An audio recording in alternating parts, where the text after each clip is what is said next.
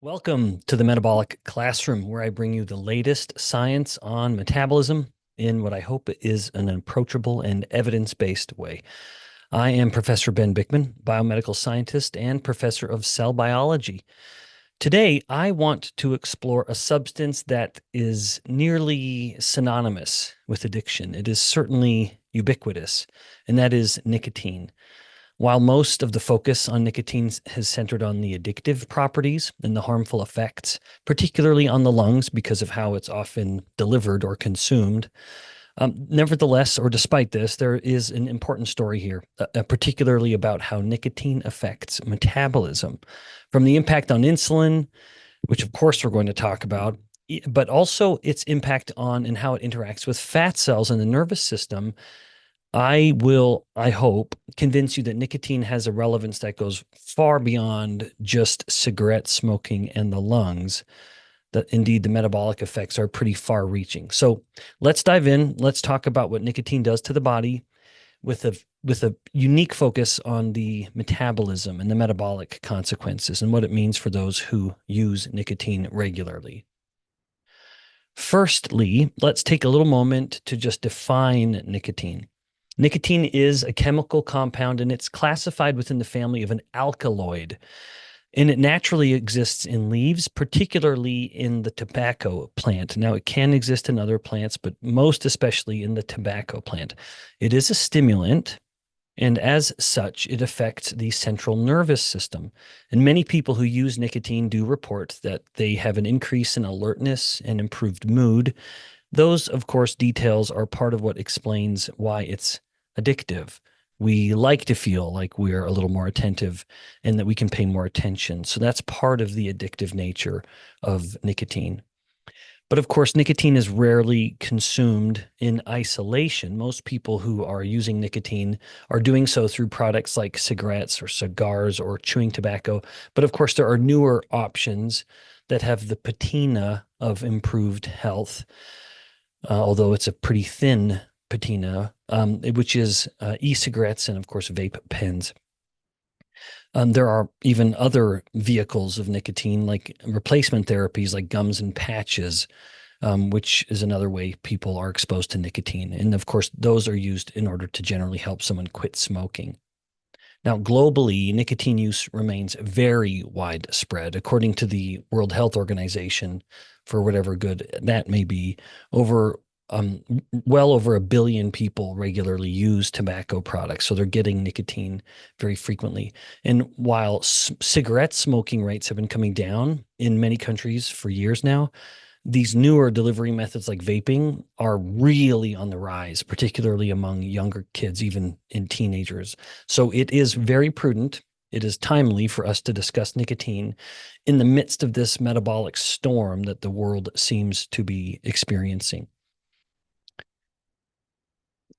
Now, let's transition. Now that we have a common appreciation of what nicotine is and how we're getting it, let's talk about the effects of nicotine on the nervous system. And then this will very quickly transition into discussing the effects on the fat cells and then insulin resistance. And we'll go in that order. All right. So firstly, one of nicotine's most significant effects, and certainly most well-known and well-studied, is its activation of the nervous system, particularly within this. The nervous system is a little complicated, where it is separated into these kind of functional pathways, one of which is the autonomic nervous system. And within that, there is the sympathetic branch. And the sympathetic branch is the fight or flight part of the nervous system. And you know what that is. You can think of it. When that is activated, you have that sense of anxiety and you're ready for some kind of action. When you consume nicotine, it triggers the release of catecholamines, which are these hormones that activate the sympathetic nervous system. And they come from the adrenal gland. In particular, it is epinephrine, also known as adrenaline, particularly in the UK. We generally call it epinephrine, at least in scientific circles in the US. Epinephrine and norepinephrine. Norepinephrine is kind of the little brother to epinephrine in this context. Now, again, both of them come from the adrenal glands. These are little glands that are located right above the kidney. And as I noted, they are critical parts of the fight or flight response. So, in other words, these are hormones that will increase heart rate, increase blood pressure, and increase overall metabolic rate. So, overall energy expenditure and energy use is going up. So, you could think of it like a kind of short term little boost to the system. However, I wanted this lecture to focus on the metabolic consequences of nicotine. And so it is worth noting that sympathetic activation, it sounds good, and it is in the short term. It certainly serves a necessary purpose, but it does have consequences. One out that need to be considered that can be good and not so good. But one of the consequences of this is lipolysis. Lipolysis is the breakdown of stored fat. And when a fat cell is storing fat, it stores that fat as triglycerides. And then when it breaks down that fat, that is a process that is called in biochemistry lipolysis. And when it breaks down the triglycerides through lipolysis, you end up getting free fatty acids. So anytime you're measuring free fatty acids in the blood, which is something you can measure, you are measuring lipolysis. It is only coming from the fat cells and specifically the triglycerides that are in those fat cells. Now, as I have discussed previously, and I invite you to watch that if you haven't, that previous lecture of the Metabolic Classroom episode focused on the Randle cycle. If you are flooding the system or the blood with free fatty acids, you're now competing with glucose. A cell can't just burn whatever you bring it. It needs to pick one or the other. If it's burning more of one, then it's going to burn less of the other. And this plays into another consequence of the stress hormones, epinephrine, which again is increased with nicotine consumption. Lest you think this is a conversation about the stress hormones, it's not. But to truly understand the metabolic consequences of nicotine, you do need to appreciate the role of epinephrine in particular. So when epinephrine goes up, one of its main actions also is to stimulate the liver to start creating more glucose to released into the bloodstream. It does this through two different mechanisms. One, stimulating the breakdown of the stored glucose in the liver, which is called glycogen. And then the breakdown of that is called glycogenolysis. So epinephrine will stimulate glycogenolysis, but it also stimulates a separate but complementary pathway called gluconeogenesis. So the synthesis of glucose from scratch. I've mentioned this before, but most of that is actually coming from lactate. People have a misconception that when the liver is making glucose, that it's doing so through using proteins or amino acids, and that's not true. It's primarily, that can be a part of it, but it's a very small part. Most of it's coming from lactate. All right, now let's talk about the fat cell, because I mentioned epinephrine and lipolysis, and that all matters very much. So let's zoom in on the fat cells, or adipocytes, and discuss nicotine's unique interactions. So again, first and foremost, or as a reminder, nicotine will increase epinephrine, and epinephrine activates lipolysis, so the breakdown of triglycerides from fat cells, by activating a particular receptor on the fat cell called the beta-3 adrenergic receptor. Adrenergic is, of course, coming from that word adrenaline or epinephrine. So it's no surprise that epinephrine/adrenaline will stimulate that. That is a receptor that is built to receive epinephrine. And in doing so, will activate lipolysis. Now, separate from that, nicotine has an immediate effect on the fat cells to also influence lipolysis. And here's, in this case, how it works. On the fat cell, in addition to the adrenergic or adrenaline-specific receptors, nicotine has access to a class of receptor called nicotinic receptors. Now, within that term, you hear the word nicotine. No surprise that the nicotinic receptor is responsive to nicotine. So importantly, in addition to everything else I mentioned with regards to nicotine stimulating epinephrine release and epinephrine then stimulating lipolysis, nicotine has a direct effect that is now, in this case, independent of the nervous system mediators that I mentioned, again, particularly epinephrine and norepinephrine. So in some studies, nicotine has been shown to increase the levels of free fatty acids in the blood, which is, of course, a clear indicator of lipolysis or fat breakdown. This is why nicotine is often linked to weight loss in smokers. It ramps up fat metabolism, at least in the short term. And here's the catch. Chronic nicotine exposure tells a different story. Over time, nicotine has been shown to increase adipocyte size, particularly in the visceral fat. This is the fat that, of course, surrounds the internal organs, the fat that is sort of woven through the system where the intestines are, the liver is, the kidneys are. And in this case, remember, as I've discussed previously, visceral fat cells pretty much exclusively grow. If they're being told to grow, they grow through hypertrophy. So each individual cell is getting bigger. And that is uniquely pathogenic because as fat cells undergo hypertrophy, they become very insulin resistant, leaking their fats out, which in this case from visceral is going to be going to the liver very quickly, contributing to fatty liver disease, but also becoming very pro-inflammatory. So both of those are consequences of fat cells getting too big, a topic I have discussed abundantly in the past. Now, how does this happen? Chronic exposure to nicotine can impair the ability in part of the mitochondria to burn fat well. So even though nicotine is stimulating fat breakdown, the released fatty acids might not have anywhere to go to be burned. It's one thing to break down the fat from a fat cell, giving free fatty acids into the blood, but it's another for a different cell to receive those free fatty acids and then burn them for energy. To do so, you must use the mitochondria. There's no fat burning really without the mitochondria. I say really because there's another little organelle within a cell that can break down fat too, but that's very, very modest. That's the lysosome, just FYI. So if you have the mitochondria not able to break down fats or burn those fats as well or oxidize them, then you restore that fat and potentially right back into fat cells. And the net effect of this is that the fat cell can get bigger. So nicotine is disrupting this normal lipid cycling, the balance between fat breakdown and fat storage. And again, this is in the chronic case. So within these fat cells, especially in the visceral space, this balance becomes skewed, and now the cells store more fat than they break down over time. Add to this the chronic inflammation that can come, that we'll talk about from these fat cells, of course, and now we've really got a perfect storm for metabolic dysfunction. But again, the visceral fat is particularly vulnerable to not only the effect of nicotine promoting hypertrophy, but when those fat cells start to get big, they become very pro-inflammatory, more aggressively than the fat cells beneath the skin.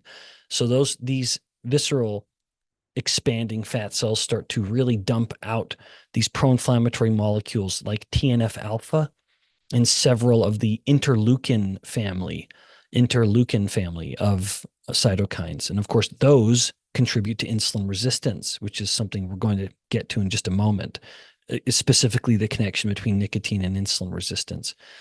But even so far, just as a brief tangent, in the past, I've talked about the three cardinal causes of insulin resistance, one being chronically elevated insulin itself. That's the one I contend is the most important, but also stress. We've talked about a stress hormone now multiple times, and that is epinephrine. If epinephrine is up for a prolonged period of time, it causes insulin resistance in every studied biomedical model. But now I have invoked the third and final one, which is inflammation. That as chronic nicotine exposure is inducing the hypertrophy of the visceral adipocytes, they become very pro-inflammatory very quickly, seeping these pro-inflammatory proteins through the bloodstream. And as they're floating systemically or through the system, you now are getting insulin resistance. So you're sort of messing with multiple factors of insulin resistance here.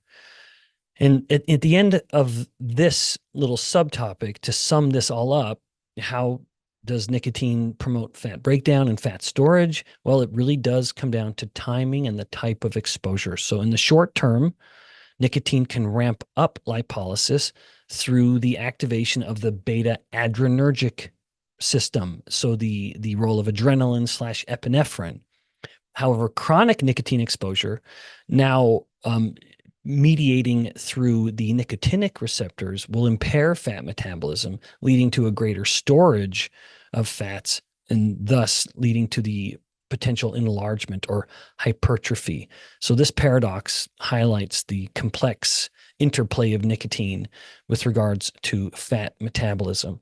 Now, let's transition, and this is a nice time to do so, having talked about the hypertrophic fat cell, into the relationship between nicotine and insulin resistance directly. Now, I already mentioned earlier how when nicotine is up, it will stimulate epinephrine, and epinephrine, as a stress hormone, wants to increase blood glucose. That's one of its primary effects. Thus, it's no surprise that epinephrine will contribute to insulin resistance.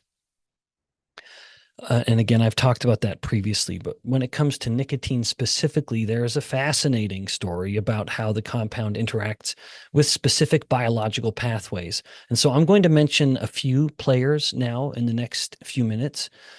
Ceramides, rage, which is not what you think, and then TLR4.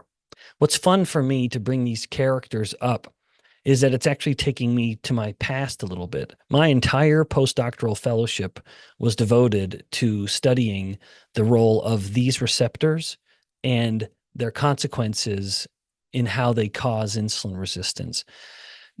All right, now their most famous mechanism or pathway relevance was inflammation, and I'll sort of lightly touch on that, but then they have more a direct effect. So let's just start with talking about nicotine and ceramides. Now, ceramides are something you've heard me discuss before. They are the main molecule, the main fat molecule within a fat family called sphingolipids. Now, I've mentioned several different fats in this just lecture already, like triglycerides. Triglycerides are in the family of glycerolipid. There's an entire separate family of fat molecule, which is the sphingolipids, named after the enigmatic Sphinx, because for so long, no one knew what they did. Well, we have a much clearer idea of what ceramides and other sphingolipids do now, but that name has stuck, in part because it just sounds so good, I'm sure. All right, so let's talk about ceramides. These are lipid or fat molecules, and they are certainly a component. A lot of sphingolipids, ceramides included, are a component of structural or structural component of membranes within cells and organelles, but they are powerful mediators of cellular stress, including activating apoptosis or cell death, but even short of that, inducing some dysfunction. When nicotine comes into the body, it actually stimulates the production of ceramides. So it activates ceramide biosynthesis. This then means ceramides are going up, which, as I will elaborate on right now, you'll understand how that disrupts insulin signaling.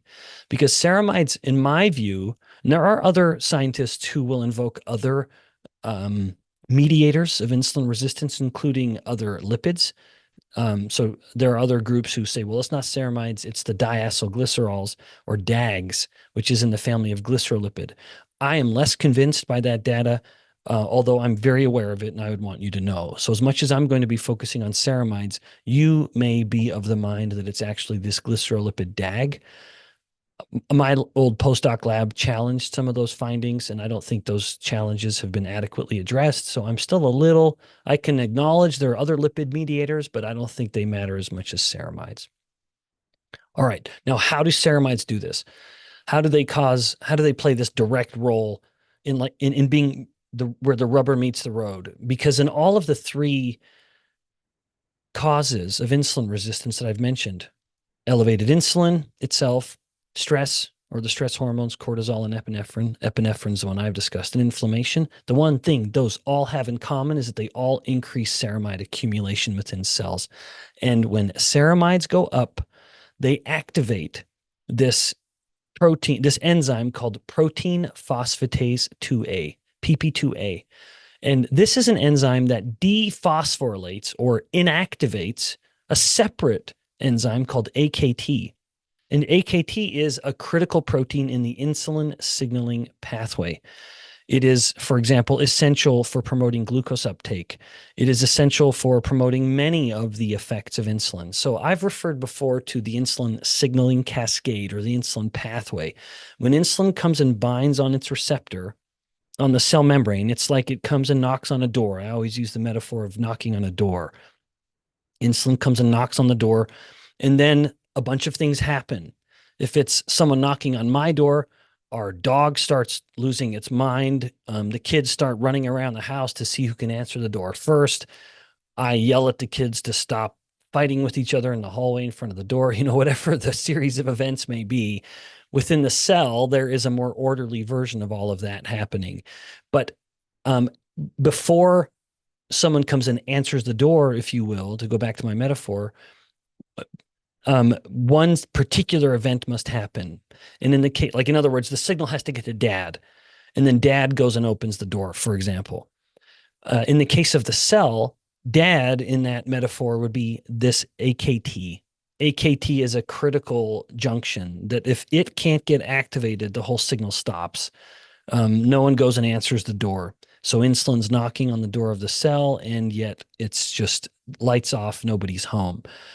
So that's important. So PP2A will prevent the AKT from getting activated. So when ceramides activate PP2A, this deactivation of AKT will prevent the insulin signal from getting properly relayed. And without active AKT, you don't have the insulin signal continuing, including going to, for example, GLUT4.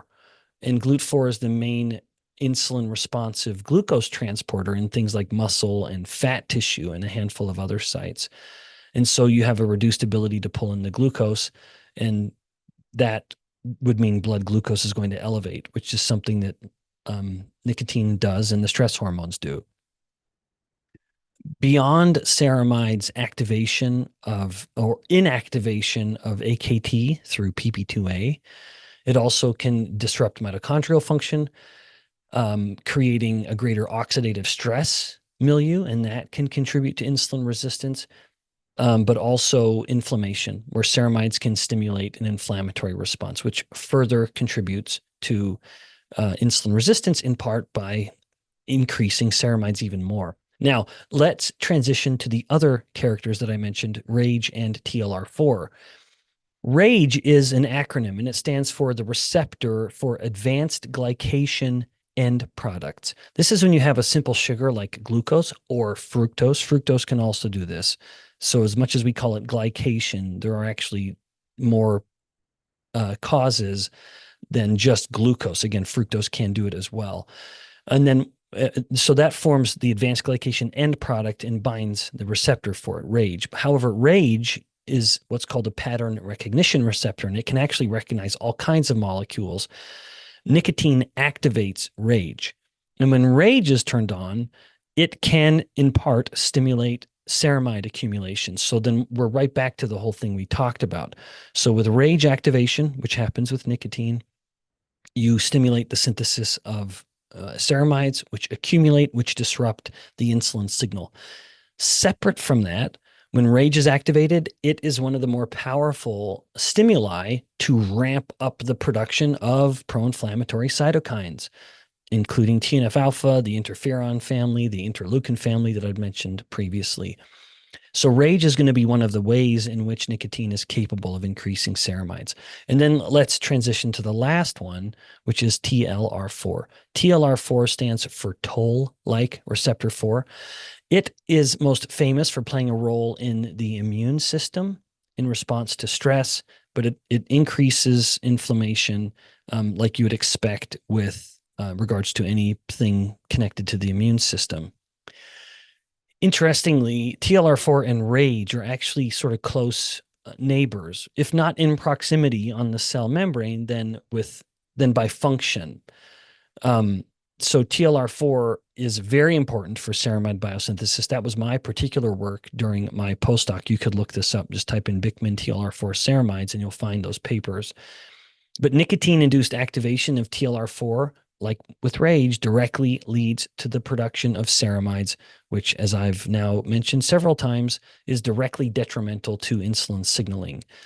And so you have, once again, this sort of similar effect where TLR4 is both stimulating ceramide synthesis, which is going to disrupt the insulin signal, and it is stimulating the production, indeed aggressive production, of a whole parade of pro-inflammatory cytokines.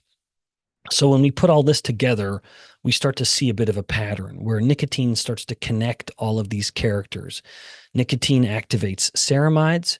Nicotine at the same time activates rage, which can each be activated independently, but they also can start to amplify each other, creating more ceramides, which creates more insulin resistance.